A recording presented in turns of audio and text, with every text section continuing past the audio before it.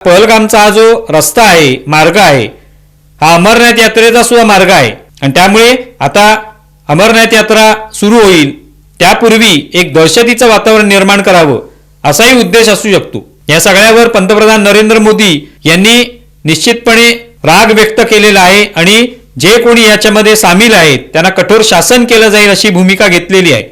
सध्या ते सौदी अरेबियाच्या दौऱ्यावर आहेत, पण अमित शाह स्वतः तिकडे गेलेले आहेत काश्मीरमध्ये आणि तिथे सगळ्या बैठका होऊन दहशतवादी जे कोणी आहेत, जे कोणी यांच्या पाठीशी होते त्यांना कठोर शासन केलं जाईल ही भूमिका त्यांनी मांडलेली आहे आणि ते अर्थात होणारच आहे. पण हे जे आता केलं जाणार आहे, ही जी काय कारवाई केली जाणार आहे ही तात्पुरती असेल. मुळात त्याचं जे मूळ जे आहे या सगळ्या विचारधारेचं, त्या ठिकाणी हल्ला करणं, त्या ठिकाणी हादरा देणं हे अत्यंत आवश्यक आहे आणि ते मूळ म्हणजे पाकिस्तान आहे, ISI आहे की ज्यांच्या माध्यमातून हे सगळं होतंय.